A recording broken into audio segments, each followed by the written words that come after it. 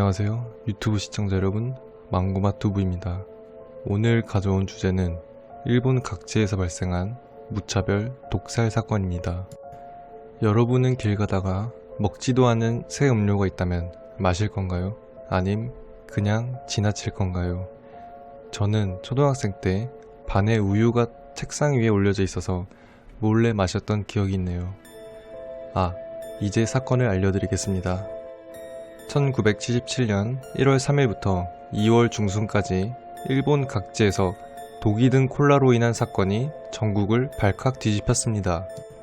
1977년 1월 3일 늦은 밤, 당시 16세인 고등학생 A군이 도쿄 미나토쿠의 식당에서 알바를 마치고 종업원들 일행 6명과 숙소로 돌아오던 중 시나가와역 근처의 시나가와 스포츠랜드 정면에 있는 공중전화에서 개봉하지 않는 콜라를 발견하고 숙소로 가져왔습니다. 그 당시 일행들은 미개봉된 콜라를 보고 누군가 공중전화에서 전화를 하다가 놓고 간 것이라 생각했고 공짜로 콜라를 얻어 행운이라 생각하며 제일 막내였던 A군에게 콜라를 넘겨줬습니다.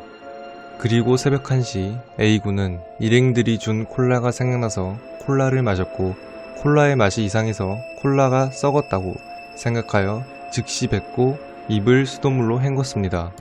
잠시 후 A군은 그대로 쓰러졌고 의식을 잃었습니다.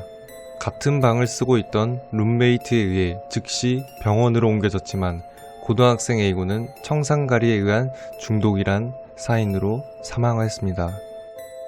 첫 번째 사건이 일어난 날 오전 8시 15분경 고등학생 A군이 콜라를 주운 공중전화에서 600m 떨어진 고속도로에서 당시 46세의 작업부 B씨의 시신이 발견되고 병원으로 옮겨졌지만 A군과 똑같은 청산가리 중독으로 인한 사망이었습니다.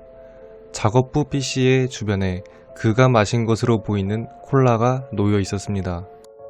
이에 경찰은 콜라로 인한 사건이 지속해서 발생하자 콜라의 성분을 조사했고 콜라에는 무려 치사량의 60배 이상이 들어있는 청산가리가 검출되었습니다. 그리고 또한 600m 간격의 공중전화에 놓여있던 점을 바탕으로 동일범의 가능성이 높다고 추정했습니다. 이후 경찰들은 공중전화 앞에 콜라를 본다면 마시지 말고 바로 경찰에 갖다줘라 라는 내용을 붙이기도 했습니다. 하지만 이 사건은 끝이 아니었습니다.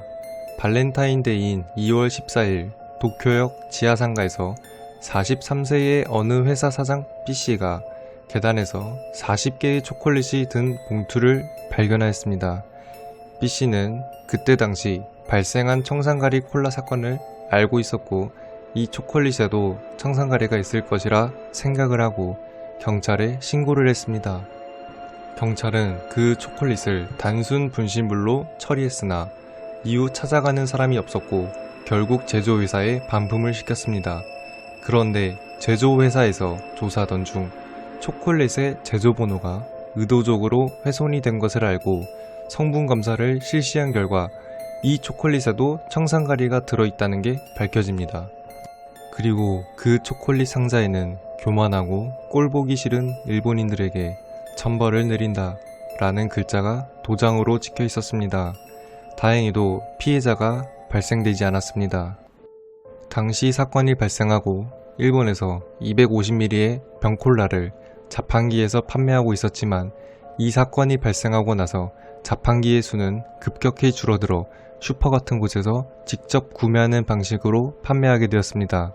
또한 한 번 따면 미개봉인 상태로 되돌릴 수 없는 캔 용기가 사용되는 것도 이 사건 때문입니다. 하지만 이후에도 이 사건과 비슷한 방법이 사용된 8억 카트 연쇄 독살 사건이 일어났습니다. 이 사건은 추후에 업로드하도록 하겠습니다. 일본 전역을 떠들썩하게 했던 청산가리 콜라 사건은 범인을 잡지 못하고 미궁에 빠진 채 1992년 공소시효가 만료되면서 일본 대표 미제 사건의 하나로 남게 되었습니다. 이처럼 콜라를 이용한 무차별 독살 사건을 알아보았습니다. 여러분들은 길 가다가 새 식음료가 놓여 있으면 절대 그냥 지나치시길 바랍니다. 재미있게 보셨다면 구독과 좋아요 부탁드립니다. 지금까지 망고맛 두부였습니다.